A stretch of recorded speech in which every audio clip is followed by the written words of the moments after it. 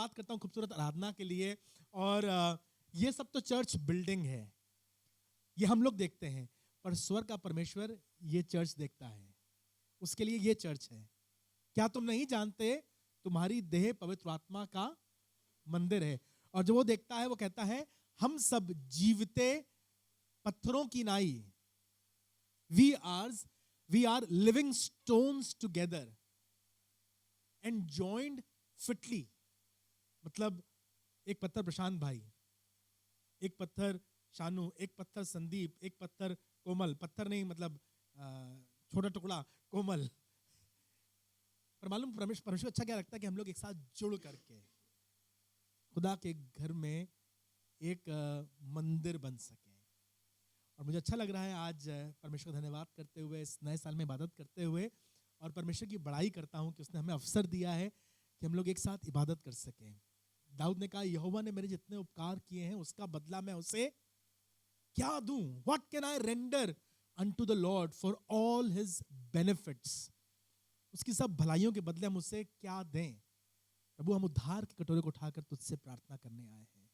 आप बाकी जो कुछ देंगे ना वो सब बहुत थोड़ा होगा, और परमेश्वर को सबसे अच्छा लगता है वो लगता है हम उसके घर में आके कह सकें थैंक यू जीसस। सेहत के लिए, घर के लिए, नौकरी के लिए, चंगाई के लिए, उसकी वफादारी के लिए मेरी जुबान कह सके धन्यवाद प्रभु, धन्यवाद प्रभु, धन्यवाद प्रभु। मुझे मालूम है आज दिन थोड़ा सा ठंडा है और कोहरा है, पर फिर भी कौन मुझे मसीह की मोहब्बत से जुदा कर सकता है? इन सब बातों में हम उसके द्वारा जिसने हमसे प्रेम किया है जयवंत से भी बढ़कर हैं। जब इस सर्दी में शादियां हो रही हैं, इस सर्दी में ट्रैवलिंग हो रही है, तो जरूरी है सर्दी में इबादत भी हो और इबादत कस के हो। मैं धन्यवाद करता हूँ परमेश्वर का, और धन्यवाद करता हूँ आज अच्छा दिन है। जब मैं अंदर आया तो बाहर क्या खुशबू आ रही थी। मैंने कहा भैया आप आराधना करने में मन भी नहीं लगेगा यहाँ तो। पर पता नहीं क्यों जब कभी यहाँ पर अच्छा खाना बनता है तो मेरी उपस्थिति हो जाती है। मैं खुदा का शुक्र करता हूँ उसके लिए, लेकिन लालच से नहीं आता हूँ। भैया मुझसे कहते हैं कि शानू भैया प्लीज करने आइएगा, और धीमे से ऐड कर देते हैं खाना भी है, तो मैं चाहकर भी मना नहीं कर पाता हूँ। पर मैं धन्यवाद करता हूँ आज हम लोग यहाँ पर हैं और इबादत के ख्याल से हैं, दुआ के ख्याल से हैं, और चाहता हूँ आपके साथ आज इस नए साल पर एक अद्भुत वचन बांट सकूं। और जब मैंने देखा था इसको पहले मुझे बड़ा अच्छा लगा, और यहाँ लिखा हुआ है एल शदाई। ये परमेश्वर के नामों में से एक बहुत महत्वपूर्ण नाम है, और ये बहुत इंपॉर्टेंट वर्ड है। मैं चाहता हूं आपके साथ आज थोड़ी देर इसी पर बात कर सकें। एल शदाई, उत्पत्ति की किताब उसका 17वां अध्याय, book of genesis and chapter 17। Abraham परमेश्वर के सामने है, परमेश्वर अब्राहम से बात कर रहा है, और 17वां अध्याय उसका पहला पद, उत्पत्ति उसका 17वां अध्याय और उसका पहला पद यूं लिखा हुआ है। अब्राहम की कहानी आपको मालूम है, 75 साल की उम्र में परमेश्वर ने अब्राहम को बुलाया। God called Abraham when he was 75. 75 साल की उम्र में परमेश्वर ने अब्राहम को बुलाया और उससे कहा, आवाज दी उसको, और अक्सर परमेश्वर का आत्मा उससे बात करता था। अब्राहम नहीं जानता था ना परमेश्वर को, ना परमेश्वर के नाम को, ना परमेश्वर की किसी सिफत को, बट ही फेल्ट, उसे ऐसा महसूस होता था कोई मुझसे बात कर रहा है। अब्राहम तो अन्य जाति था। बाइबल बताती है अब्राहम ऊर देश का रहने वाला था, कसदियों की जाति में से था। कसदी एक जाति हुआ करती थी, और अगर आप देखें ज्योग्राफिकली तो कहीं इराक के आसपास उसका घर था। कसदियों के ऊर देश में इराक रहा करते थे, अब्राहम रहा करते थे। और अब्राहम के जमाने में, अब्राहम के देश में ज्यादातर लोग चांद की पूजा करते थे। ज्यादातर लोग चांद की पूजा करते थे, कसदी लोग चांद की पूजा करते थे। क्यों? क्योंकि अंधेरे में जब सब तरफ अंधेरा होता है, डर होता है, भय होता है, रात में बहुत सी चिंताएं होती हैं, तो कहने लगे चांद जो है वही उजाले का एकमात्र स्रोत है। तो इस कारण चांद की पूजा हुआ करती थी। ज्यादातर लोग जो नाविक होते हैं, या जो लोग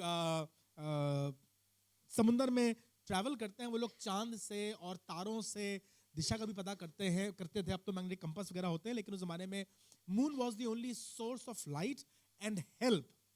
अगर चांद बड़ा हो जाए, चांद भयंकर हो जाए, तो बहुत ऊंची ऊंची लहरें उठने लगती हैं और बहुत कुछ हुआ करता था। इसलिए चांद की वो पूजा करते थे कि अंधेरे में, मुसीबत के समय में चांद हमारे लिए एकमात्र स्रोत था जीवन का, आशा का।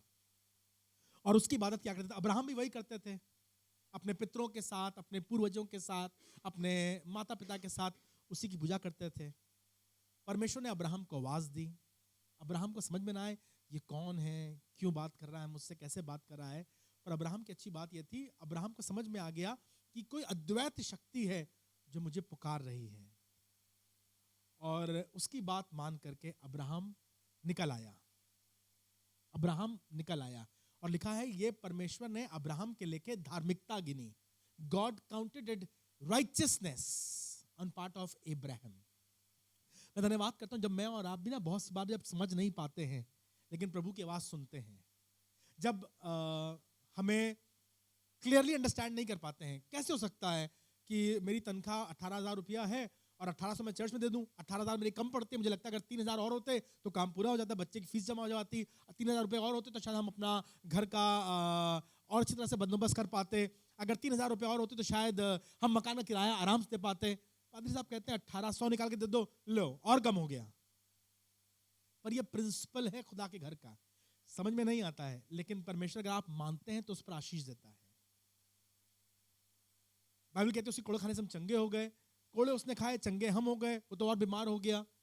समझ में नहीं आता है, लेकिन जब आप विश्वास करते हैं उन चीजों पर जो मानवीय बुद्धि से परे हैं, तो यह आपके लिखे धर्म गिना जाता है। It is counted righteousness. और परमेश्वर ने भी अब्राहम जो समझ नहीं पा रहा था, बूझ नहीं पा रहा था, उसकी बात मान के निकल आया तो उसके लेके धार्मिकता गिनी। अब अब्राहम को परमेश्वर के साथ चलते चलते लगभग 24 साल हो गए, 24 इयर्स। अब्राहम खुदा के साथ चल रहा है, परमेश्वर की बात मान रहा है, परमेश्वर जो कुछ कहा है उसे पूरा करना चाहता है, उसकी मर्जी को पूरा कर रहा है, जो परमेश्वर कह रहा है वो सब कर रहा है। लेकिन अभी तक जो परमेश्वर ने प्रतिज्ञा दी थी कि मैं तुझसे एक औलाद उत्पन्न करूंगा, इसे वो हासिल नहीं हुई है। अब्राहम बड़ा परेशान है, निराश है, दुआ कर रहा है, और तब परमेश्वर अब्राहम से उसकी निराशा में उससे बातचीत करते हैं। सुनिए क्या लिखा हुआ है, उत्पत्ति उसका 17वां अध्याय और उसका पहला पद। जब अब्राहम, पढ़ो बिटिया, जब अब्राहम 99 वर्ष का हो गया, he is 99 years old, तब यहोवा ने उसको दर्शन देकर कहा, तब परमेश्वर यहोवा ने उसे दर्शन देकर कहा, मैं सर्वशक्तिमान ईश्वर हूँ, मैं सर्वशक्तिमान ईश्वर हूँ, मेरी उपस्थिति में चल और सिद्ध होता जा, मेरी उपस्थिति में चल और सिद्ध होता जा, सिद्ध होता है। परमेश्वर ने उससे कहा मैं सर्वशक्तिमान, बोले मेरे साथ, सर्वशक्तिमान, सर्वशक्तिमान, सर्वशक्तिमान। सर्वशक्तिमान। जो ये शब्द ना सर्वशक्तिमान, यही शब्द इब्रानी भाषा में है L शदाय। I am your L शदाय। अगर आप चाहें तो अपनी बाइबल में अंडरलाइन कर लीजिए। पहली बार बाइबल में सर्वशक्तिमान शब्द यहां आया है और इब्रानी भाषा में लिखा गया था मैं तुम्हारा एल शदाय हूं। यहां लिखा हुआ ना एल शदाय, उस परमेश्वर की बात कर रहा है। और परमेश्वर ने अपने आप को मनुष्यों पर इसी नाम से प्रकट किया था। इससे पहले किसी को परमेश्वर का यहोवा नाम नहीं मालूम था। निर्गमन में लिखा हुआ उसके 6 अध्याय में परमेश्वर ने अपने आप को किसी पर यहोवा नाम से प्रकट नहीं किया। उसने मूसा से कहा कि मैंने, निकाल लीजिए आप, यहीं हाथ लगाए रहिएगा, ठीक है, वापस हम लोग लौट के इसी पे आएंगे अल शदाय पर निर्गमन उसका 6 अध्याय निकाल लीजिए। और लिखा हुआ है परमेश्वर ने अपने आप को किसी पर भी यहोवा नाम से प्रकट नहीं किया। निर्गमन 6 अध्याय और उसका 2 पद। परमेश्वर ने मूसा से कहा, निर्गमन 6:2 में लिखा हुआ है परमेश्वर ने मूसा से कहा मैं यहोवा हूँ। गॉड इज इंट्रोड्यूसिंग हिमसेल्फ, कहने लगा मैं यहोवा यहोवा हूं। सुनिएगा, मैं सर्वशक्तिमान ईश्वर के नाम से, मैं सर्वशक्तिमान ईश्वर के नाम से, सर्वशक्तिमान मतलब एल शदाय, एल शदाय, मैं एल शदाय के नाम से अब्राहम, अब्राहम, इसहाक इसहाक और याकूब को दर्शन देता था। और याकूब को. This was the first name of God that men ever understood. ये वो पहला नाम था जो मनुष्यों ने परमेश्वर के विषय में जाना. क्या नाम था वो? एल शदाय. और उसने कहा मैं अब्राहम को, इसहाक को और याकूब को एल शदाय के नाम से दर्शन देता था, परंतु यहोवा के नाम से मैं उन पर प्रकट ना हुआ। परंतु यहोवा के नाम से मैं उन पर प्रकट. पहली बार परमेश्वर ने मूसा के सामने प्रकट किया यहोवा. दो नाम परमेश्वर प्रकट किए. पहली बात तो मैं जो हूं सो हूं, और उसने यहां कहा, तीसरे अध्याय में कहा था मैं जो हूं सो हूं मेरा नाम है, 3rd chapter 15th वर्स. और उसके बाद 6ठे अध्याय में कह रहा है मैंने आज तक अपने आप को किसी के सामने यहोवा नाम से प्रकट नहीं किया, पहली बार तुम्हें बता रहा हूं आई एम जहोवा. और उसके बाद से लोगों ने उसे यहोवा, यहोवा राफा, यहोवा येरे, यहोवा सिदकीनु कहना प्रारंभ किया. पर ज्यादातर लोग उसे किस नाम से जानते थे? एल शदाय. वापस आइए उसी जगह पर, एल शदाय. जो अर्थ लिखा है वो लिखा है मैं सर्वशक्तिमान. I am all sufficient. All powerful नहीं, वो कह रहा था आई एम ऑल सफिशिएंट. अगर आप इसका मतलब गहराई से मालूम करना चाहते हैं तो एल शदाय दो शब्दों से मिलकर बना है. अगर आप देखें ऊपर तो लिखा हुआ है एल ई एल एल और उसके बाद शदाय. एल का मतलब होता है ई एल, एल का मतलब होता है गॉड द फादर. एल का मतलब होता है परमेश्वर पिता, एल. और शदाय का मतलब होता है मां. एक बच्चे के लिए सबसे जरूरी मालूम क्या है? जो छोटा बच्चा है, गोद में है, उसे कोई चिंता नहीं है मैं क्या खाऊंगा. उसे मालूम है मां मेरे लिए सब कुछ पूरा कर देगी. और उसके लिए जरूरी है मां के साथ बाप का नाम हो. अगर बाप का नाम नहीं होगा तो बच्चे के लिए थोड़ी सी बेइज्जती की बात होती है और लोग संसार में उसे अच्छी पहचान नहीं देते हैं. He is said to be a cursed boy or a girl if he does not or she does not carry the name of the father. So El Shaddai अपने आप में एक बड़ी संपूर्ण चीज है. एल मतलब पिता है, शदाय मतलब माँ है. यही समझ लीजिए एल मतलब बाप है और शदाय मतलब माँ के स्तन, जिससे बच्चे की सब जरूरत पूरी होती है. और स्वर्ग का परमेश्वर अब्राहम से कह रहा था, जो अपने माँ बाप को छोड़ करके, अपनी जन्मभूमि छोड़ करके, अपना सब कुछ खेती बाड़ी किसानी और अपने जान पहचान के सब लोगों को छोड़ के चला आया. परमेश्वर अब्राहम से कह रहा था अब्राहम तू यहां पर अजनबी होकर रह रहा है, पर सुन मैं तेरा माँ हूं और मैं तेरा बाप हूं. I am all that you need. मैं आपसे भी कहना चाहता हूं इस साल में स्वर्ग का परमेश्वर हमारी जिंदगियों में एल शदाय बनकर अपनी आशीष दे. जब आप यहाँ आराधनालय में आते हैं, जितनी बार अपने हाथों को उठाते हैं, आप प्रार्थना करते हैं और जितनी बार ये आपके सामने आता है, कहिएगा प्रभु मैं धन्यवाद करता हूं, तू मेरा एल शदाय परमेश्वर है, मेरे लिए सब कुछ पूरा करने की सामर्थ रखता है. प्रभु तू सर्व सामर्थी है, डॉक्टरों से अधिक सामर्थी है, वकीलों से अधिक सामर्थी है, मेरे मुखाफिल जो मेरे अगेंस्ट है, जो मेरे एनिमीज है, प्रभु तू उनसे अधिक सामर्थी है. And every adversity is under your feet, क्योंकि तू मेरा सर्वशक्तिमान एल शदाय परमेश्वर है. तू मेरा बाप है और तू मेरी. हम लोग ये गाना गाते हैं हमारे चर्च में, बहुत फेमस है गाना, आपको भी आता होगा. तेरा प्यार है, आगे याद है क्या है? और तेरा प्यार है जहान. तेरा प्यार है महान और तेरा प्यार है जहान. मतलब मालूम क्या होता है? The place where we live. जहान मतलब world. Your love is my world. I dwell in your love. I live in you, Lord. प्रभु मेरे लिए तेरा प्यार महान है और मेरे लिए तेरा प्यार मेरा सारा. एक बच्चे के लिए अगर उसके पास बाप है और उसके पास माँ है तो उसे कुछ और नहीं चाहिए होता. उसे मालूम है खतरा होगा, मुसीबत होगी, दिक्कत होगी, हादसा होगा, मेरा बाप मेरे लिए खड़ा रहेगा. अगर मैं भूखा होऊंगा, मैं अकेला होऊंगा, मैं परेशान होऊंगा, मैं रो रहा होऊंगा, मैं थका होऊंगा, मेरी माँ की गोद मुझे तसल्ली बख्शती है. कोई बताता नहीं है उसको ये तुम्हारे पापा है और ये तुम्हारी माँ है. कोई स्कूल सिखाता नहीं है तुम्हारे पापा है, ये तुम्हारी माँ है. पता नहीं कैसे बच्चा अपने आप अपनी माँ को जान जाता है. कोई डॉक्टर उससे आके नहीं कहता है तुम इनकी कोख से पैदा हुए थे. उसको माँ की खुशबू ही बता देती है कि ये उसकी कितना रो रहा हो, कितना बिलख रहा हो, कितना परेशान हो, सिर्फ माँ की गोद में आता है और आते ही बाइबल में लिखा हुआ है, दाऊद ने कहा जैसे दूध छुड़ाया हुआ बच्चा अपनी माँ की गोद में, अ वीनिंग चाइल्ड, मतलब 6 महीने का, 8 महीने का, कुछ और नहीं समझता है तो सिर्फ माँ। कोई सिखा रहा है उसे, कोई बता रहा है नहीं, उसे मालूम है मेरी सारी जरूरत इनमें पूरी।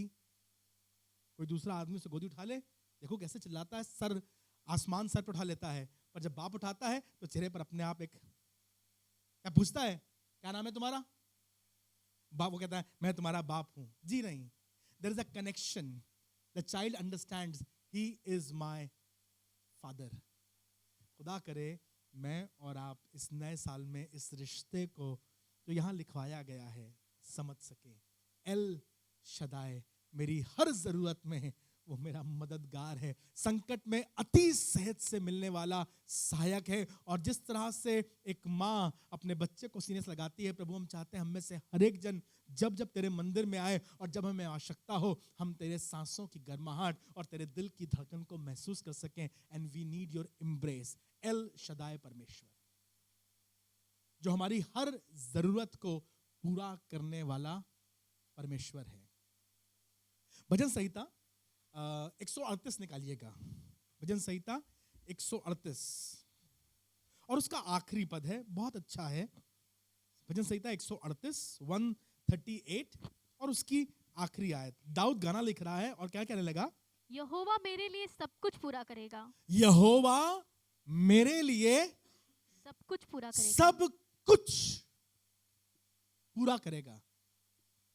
यहोवा मेरे लिए, कहिए मेरे साथ, यहोवा 2023 में मेरे लिए सब कुछ पूरा करेगा। कोई कंपनी नहीं कर सकती है, कोई स्कूल नहीं कर सकता है, कोई टीचर नहीं कर सकता है। यहां तक कि अस्पतालों में भी अलग अलग डॉक्टर्स होते हैं। ये ऑर्थोपेडिक का है, जो ऑर्थोपेडिक का होगा, जो हड्डी विभाग का होगा, वो आपकी सांस की तकलीफ का इलाज नहीं करेगा। क्यों? Because he is a specialist for the orthopaedic. या ये जो है ये सर्जन है, ये ऑपरेशन करते हैं, तो ये फिजिशियन का काम नहीं करेंगे। इनका काम ही है ये काटते हैं और सिलते हैं। इनका काम है, ये ईएनटी के डॉक्टर हैं, ये कान गला और नाक देखेंगे, ये पीठ का दर्द नहीं देखेंगे। उनके लिए एक अलग डॉक्टर्स फर्क फर्क होते हैं।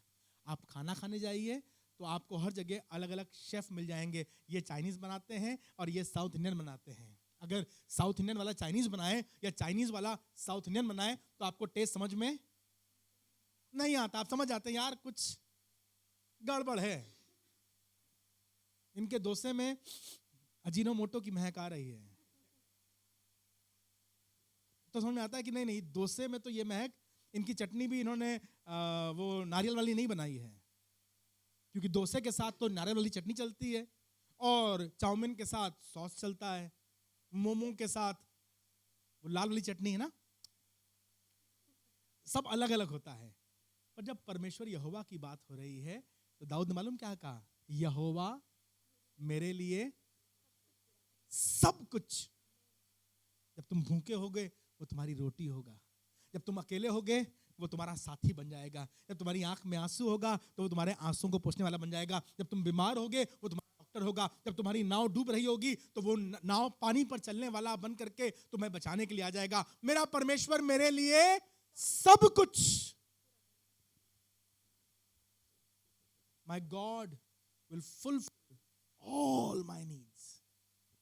यहोवा मेरे लिए, इसी को सिखा रहा था वो परमेश्वर। यही बात अब्राहम से कहना मांग रहा था। जब अब्राहम अपने आप को अकेला पा रहा था, तन्हा पा रहा था, सेना उसके पास नहीं थी, अकेले निकल कर आया था, अब बाप की जमीन नहीं थी, अब खेत नहीं था, खलियान नहीं था, रिश्तेदार नहीं थे, भाई नहीं थे, और कहता मैं क्या करूं, कहां जाऊं, क्या कैसे रहूं। उसने कहा अब्राहम मैं तेरा एल शदाय परमेश्वर हूं। और मैं धन्यवाद करता हूं अब्राहम इस बात को समझ गया और दाऊद ने इस बात को दोहराया कि यहोवा मेरे लिए।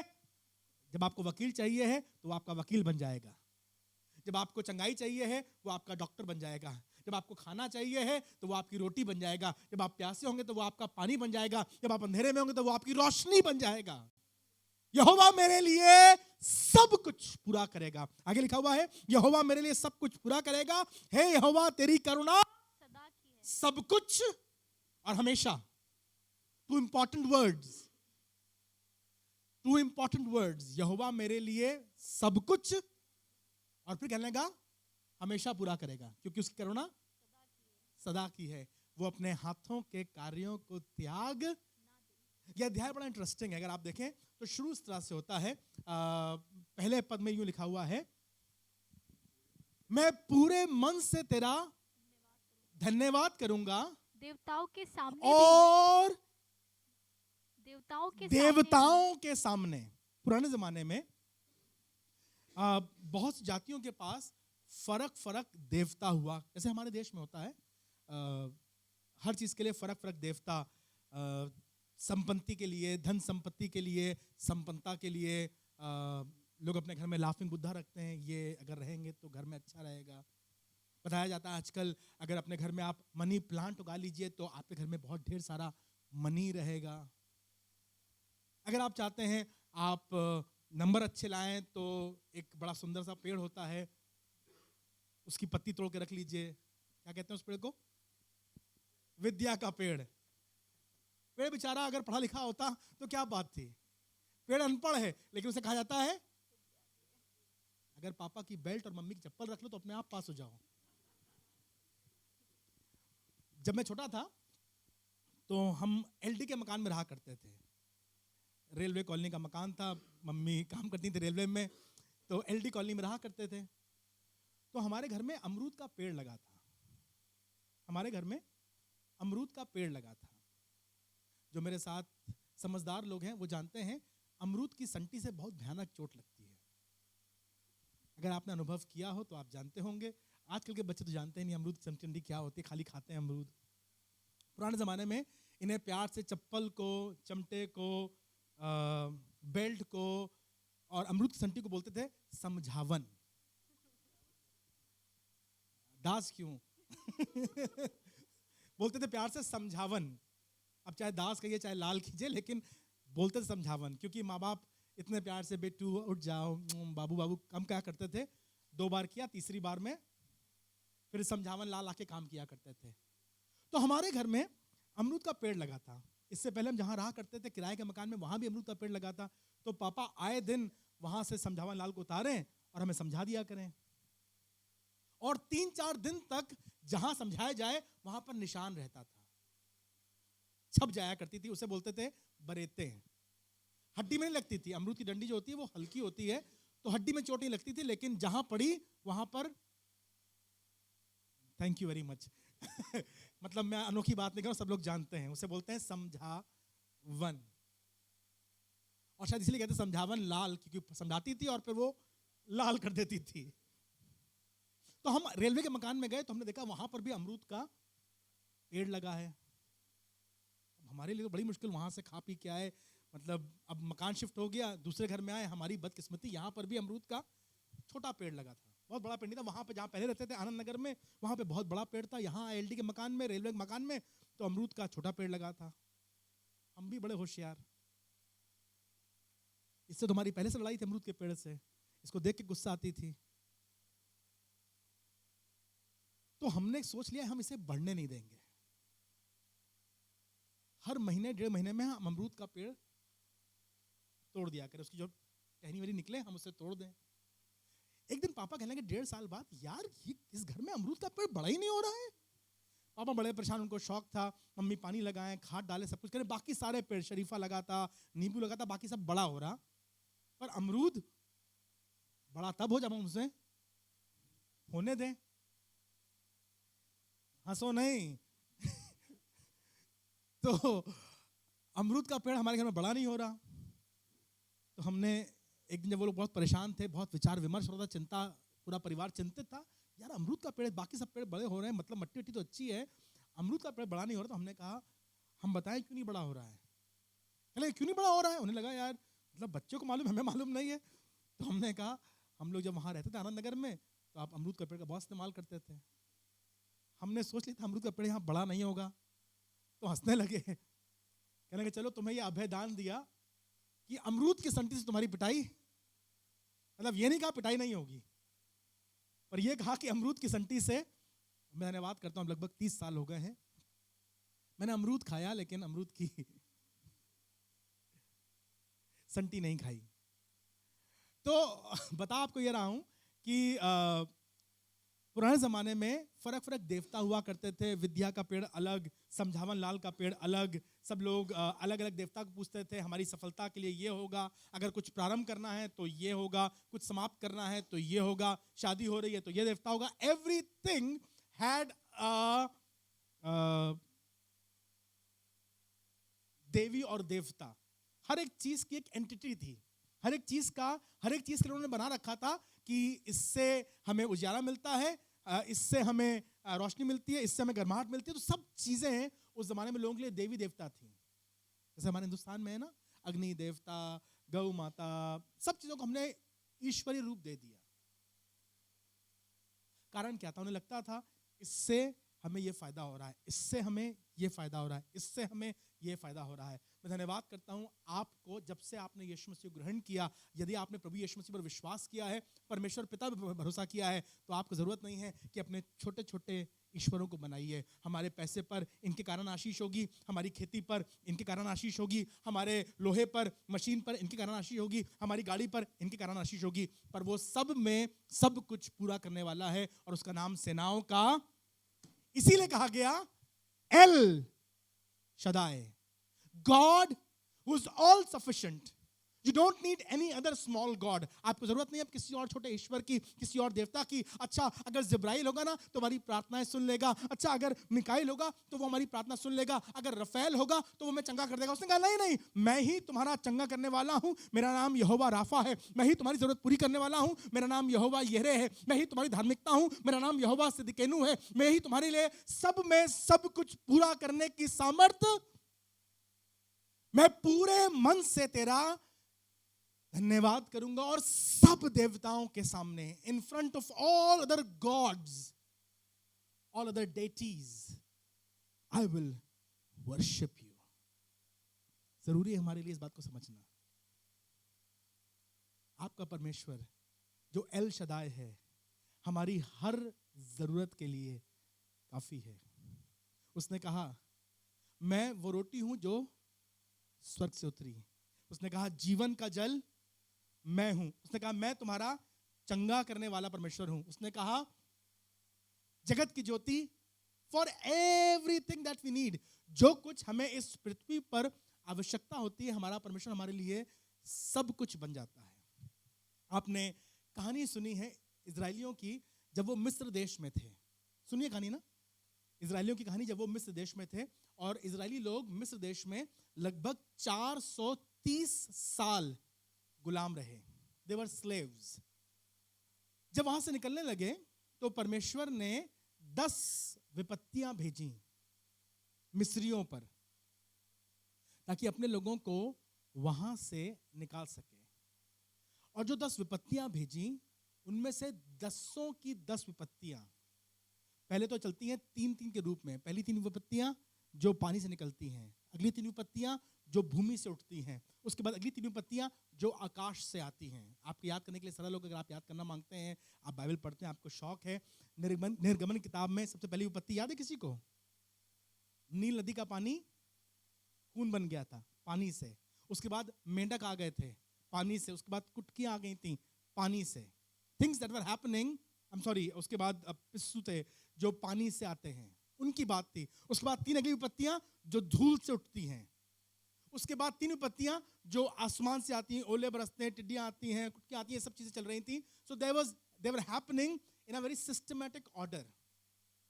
और मिस्र देश में, जैसे हमारे देश में, बिल्कुल वैसे ही उनके पास हर चीज के लिए एक देवी थी, एक देवता थे। They were worshipping their idols. अगर आपने पढ़ा हो ज्योग्राफी में या जनरल नॉलेज में, तो आज भी the river Nile is said to be the gift of Egypt. नील नदी को कहा जाता है मिस्र का वरदान। अगर मिस्र में नील नदी ना हो तो वहां अन्न मुश्किल हो जाएगा। अगर मिस्र में रिवर नाइल ना हो तो वहां पर जीवन संभव नहीं होगा, क्योंकि नील नदी उनका एक बहुत खास चीज है। जैसे हमारे देश में बहुत सी नदियों की लोग पूजा करते हैं, बिल्कुल वैसे ही मिस्र में लोग नील नदी की पूजा करते थे। परमेश्वर ने जो पहली विपत्ति, जो पहली आपदा भेजी, वो भेजी उन्हें मालूम चल जाए कि हमारा परमेश्वर, इजरायलियों का परमेश्वर मिस्रियों के इन देवताओं से, इन शक्तियों से कहीं बड़ा है। जब जानवर मरते हैं तो वहां पर पूजा हुआ करती थी गाय की। गाय उसके सर के बीच में चांद रखते थे और कहते थे ये महारानी है जिसने फिरौन को पैदा किया है, फिरौन की रक्षक, फिरौन की माँ कहलाती थी। जब उसने कहा तुम्हारे जानवर मरेंगे तो वो विपत्ति थी। पूरी लाइन दी गई है वहाँ बाइबल में लिखा हुआ, अगर आप ध्यान से पढ़ेंगे तो परमेश्वर ने एक एक करके समस्याएं भेजी, एक एक करके चीज़ों पर उन्होंने अटैक किया। और आप हिस्ट्री देखेंगे तो मालूम चलेगा अच्छा ये देवता इनका, ये देवता इनका, ये देवता इनका। और वहाँ पर जादूगरों का बहुत दर्जा हुआ करता था। यनेस और यम्ब्रेस दो जादूगर थे जो मूसा के खिलाफ बार बार खड़े होते थे, शक्ति लेकर आते थे, ज्ञान लेकर आते थे, कुवत लेकर आते थे कि हम मूसा का सामना करेंगे। याद है ना आपको, मूसा ने अपनी लाठी फेंक की थी तो वो सांप बन गई थी। तो यनेस और यम्ब्रेस नाम के दो जादूगर थे, ये इन्हें फिरौन ने बुलाया, इन्होंने अपनी लाठियां फेंकी और इनकी लाठियां भी सांप बन गई थी। पर स्वर्ग का परमेश्वर बार बार दिखाना मांग रहा था कि तुम्हारे सब देवी देवताओं से बढ़कर सामर्थी है एल शदाई, जो सब में सब कुछ पूरा करने की सामर्थ। आज भी अगर आप देखें कोई मिस्र की पिक्चर या तस्वीर या कोई मूवी, आपको दिखाई पड़ेगा फिरौन के ताज के ऊपर आज भी फन बना रहता है, because they were worshipping these snakes and God proved. परमेश्वर ने साबित किया कि मुझे जरूरत नहीं कबूतर की, मुझे जरूरत नहीं फाख्ता की, मुझे जरूरत नहीं भेड़ की भी कि मैं सच्चाई को प्रकट करूं। मैं जो हूं सो हूं, और मैं तुम्हारा एल शदाई परमेश्वर हूं, जो सब में सब कुछ पूरा करने की सामर्थ। गाल के बढ़िया आपको अच्छा लगेगा, मरकुस रचित सुसमाचार। मरकुस जो प्रभु यीशु मसीह का सेवक था, वो इस लेख को लिख रहा है और यूं कहने लगा 10वां अध्याय और उसका 27वां पद। यीशु ने उनकी ओर देखकर कहा, यीशु मसीह वहां भीड़ से बातें कर रहे थे, मरकुस ने इस बात को लिखा है और यूं लिखा हुआ है, यीशु ने उन सब लोगों की ओर जो वहां खड़े हुए थे देखकर कहा, मनुष्यों से तो ये नहीं हो सकता, मेन आर लिमिटेड। मनुष्यों से तो ये नहीं हो सकता। आपने शब्द सुना है कभी? नहीं हो सकता। कभी आपने सुना ये शब्द? कभी आप जाइए अपनी गाड़ी बनवाने तो फिर वो कहते हैं कि ये तो पॉसिबल नहीं है, ये नहीं हो सकता है। डॉक्टर के पास जाइए आप तो डॉक्टर भी कहते हैं कि अब तो बहुत देर हो गई है, अब ये वकील भी कहते हैं। This is a very common statement. पढ़े लिखे हैं, उनके पास डिग्रीज हैं, उनके पास एजुकेशन है, उनके पास बैकिंग है, लेकिन फिर भी बड़े लिमिटेड हैं। और अक्सर ये कहा जाता है कि नहीं हो सकता है, इट इज इम्पॉसिबल। छोटा बच्चा जो स्कूल जाना शुरू करता है लौट कर आता है और कहता है हमसे नहीं हो पा रहा, हम ए बना नहीं पा रहे हैं, मुश्किल होता है। उसको टीचर ने डॉट लगा के दी है, ये नानी का घर और ये दादी का घर और ये तुम्हारा घर। नानी घर से गए दादी के घर, दादी घर से तुम्हारे घर। और वो कहता हमसे नहीं हो पा रहा। आप उसका हाथ पकड़ते हैं, लिखवाते हैं, सब कुछ करते हैं, लेकिन नहीं हो पा रहा है। अब बड़ा हो गया है, अब 10वीं क्लास में है, वहां कह रहा है ये फिजिक्स हमसे नहीं हो पा रही है। लड़की को आपने बहुत प्यार किया, बहुत अच्छी लड़की, बहुत दुआ करने वाली भी है, लेकिन जब मैथ्स की बारी आती है तो कहती है ये हमसे, ट्रिग्नोमेट्री हमसे नहीं हो पा रही। तुम स्कूल जाती हो, ट्यूशन पढ़ रही हो, लेकिन उसके बाद भी ये हमसे नहीं हो पा रहा है। जवान हो गया है, अब नौकरी के लिए ढूंढ रहे थे, परेशान थे, नौकरी मिल गई है, अब कह रहे हैं अब ये हमसे, for so many times we have said ये हमसे नहीं हो रहा है। बड़े कहते हैं, छोटे कहते हैं, वकील कहते हैं, जवान कहते हैं, बुढ़े कहते हैं, नहीं हो पा रहा है। यीशु मसीह ने कहा मनुष्यों से तो ये नहीं हो सकता। जाने कितनी ऐसी चीजें हैं जो बाकी लोग बड़े आराम से कर लेते हैं, और शायद आप नहीं कर पा रहे हैं, आपसे नहीं हो रहा है, आपको नहीं आता है, आप चाह के भी नहीं कर पा रहे हैं। मकान बनाना चाहते हैं लेकिन बन नहीं पा रहा है, पैसे नहीं हैं, मनुष्यों से नहीं हो सकता है।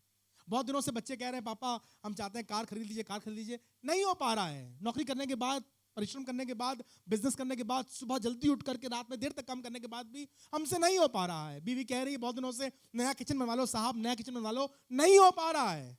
हम कोशिश करते हैं किसी तरह से 2000 रुपए बचा ले महीने के, पर नहीं हो पा रहा है। बड़ी अच्छी तरह से मरकुस की किताब में लिखा हुआ है, मनुष्यों से तो ये, याद है आपको कहानी, पतरस जो बहुत मशहूर मछुआरा था, इसने जन्म से लेकर के आज की उम्र तक 38 साल तक सिर्फ मछली पकड़ी थी। एक दिन कहने का हमने सारी रात मेहनत करी पर नहीं, हमसे नहीं हो पा रहा है। हमारे पास देखो नाव है, हमारे पास देखो जाल है, हमारे पास देखो अनुभव है, हमें मालूम है किस नदी में किस झील में मछली है, लेकिन हमसे नहीं हो पा रहा है। धन्यवाद करता हूं, उसी मछली, उसी झील, उसी नाव और उसी पल में प्रभु यीशु मसीह कह रहे हैं मनुष्यों से तो ये नहीं हो सकता, लेकिन परमेश्वर से हो सकता है। कहिए आमीन। लेकिन परमेश्वर से, हो सकता है। जो डॉक्टरों से नहीं हो सकता, जो वकीलों से नहीं हो सकता, जो मेरे पैसे से नहीं हो सकता, जो मेरी अकल से नहीं हो सकता, जो मेरे रसूख से, मेरी जान पहचान से नहीं हो सकता, जो अपने बच्चों के लिए मैं नहीं कर पा रहा हूं, मनुष्यों से तो नहीं हो सकता, लेकिन परमेश्वर से हो सकता है।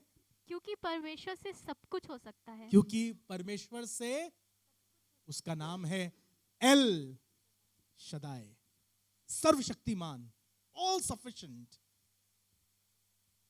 प्रभु मेरी जिंदगी में, प्रभु मेरे घर में, प्रभु मेरे परिवार में, मैं चाहता हूं तेरा ये नाम सार्थक हो सके।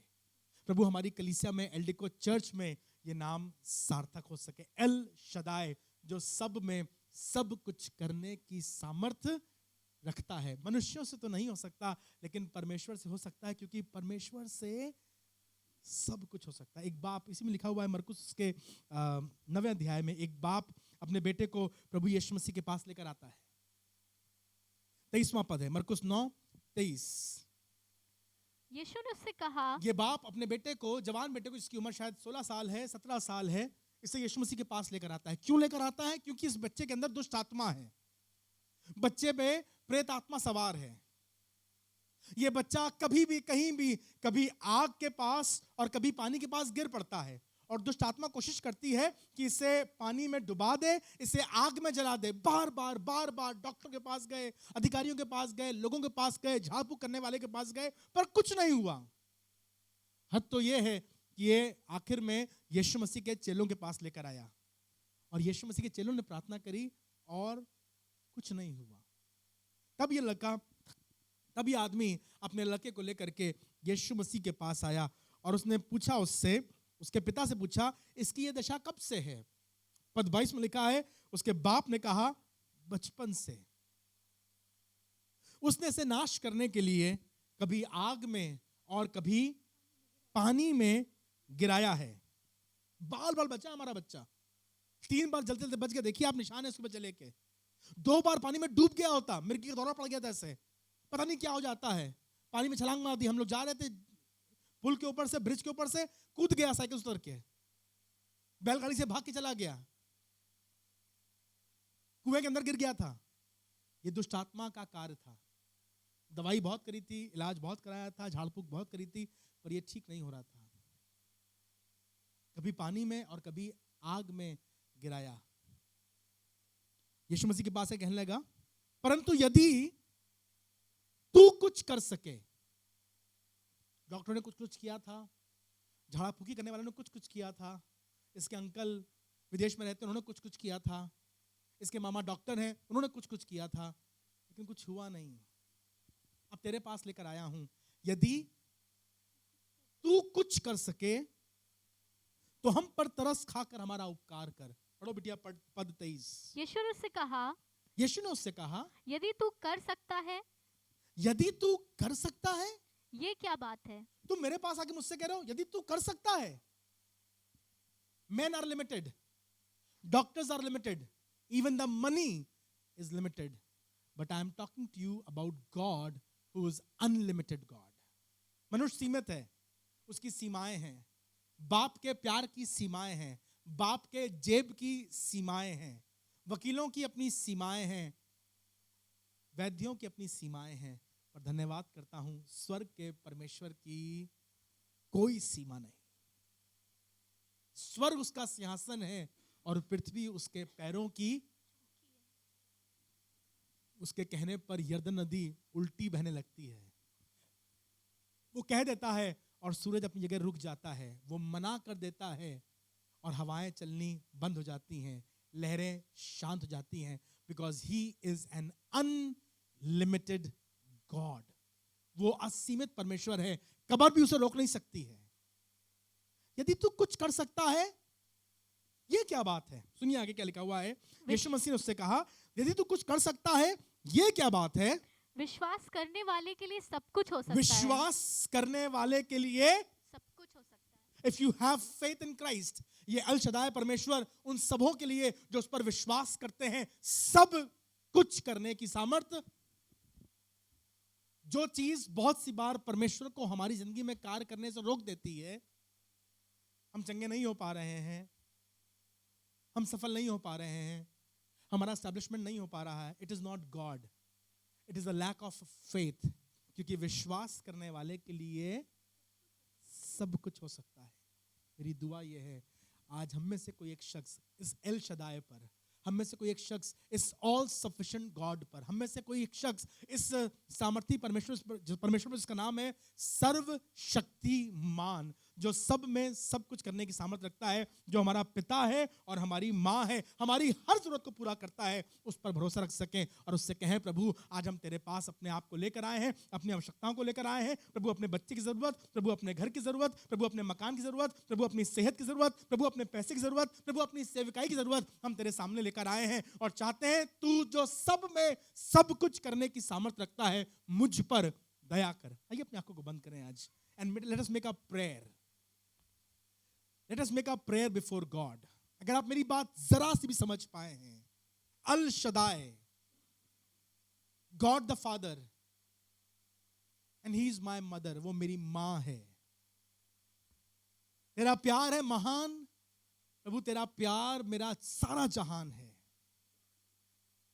मुझे कुछ और नहीं चाहिए प्रभु, तुझ में मेरी सब जरूरतें पूरी होती हैं।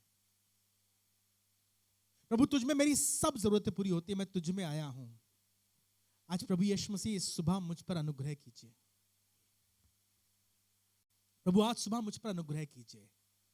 प्रभु मुझ पर अनुग्रह कीजिए। आज प्रभु तेरे सामने अपने हाथों को फैलाए खड़े हुए हैं और चाहते हैं एल शदाय परमेश्वर हमारी जिंदगियों में अपनी बड़ी महिमा को प्रकट करे। अल शदाय अर्थात सर्वशक्तिमान, he is all sufficient. L means God, शदाय means mother. उसके स्तन मेरे लिए सब कुछ पूरा करने की सामर्थ रखते हैं। तुम्हारे बच्चे की शादी, तुम्हारा मकान, अंधेरी राह में तुम्हारा हमसफर, जेल खानों में तुम्हारा मददगार, अदालत में तुम्हारा वकील, उसका नाम यीशु है।